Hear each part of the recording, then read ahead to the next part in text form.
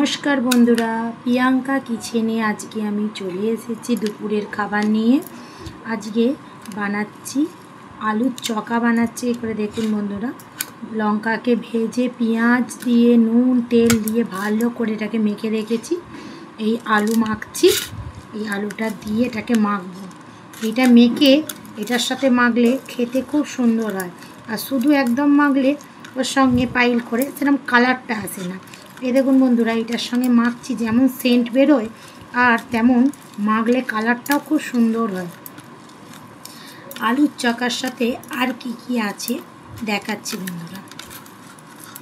আজকে বেশি কিছু রান্না হয়নি, আজকে সব অল্প অল্প একটু আধটু রান্না হয়েছে। আজকে আমার বাড়িতে লোক কম আছে, খাওয়ার সেরকম কেউ নেই, তাই জন্য অল্প কিছুই রান্না হয়েছে। এই যে আলুর চকা বানিয়ে নিলাম, গরম গরম ভাত, এই দেখতে পাচ্ছেন বন্ধুরা, মুসুর ডাল ছেঁচকি করেছি অল্প করে। এইটা হচ্ছে চাটনি, এই চাটনিটা বন্ধুরা আপনারা দেখেছেন, আমার এটা ফ্রিজে ছিল, চাটনিটা গরম করে নিয়েছি। আর এই যে একটু মাংস আছে অল্প হাঁড়িতে, ছোটো হাঁড়িতে। এই দেখুন বন্ধুরা, কালারটা দেখুন, এই যে লাল লাল কালার, মুরগির মাংস, মুরগির মাংস আছে অল্প।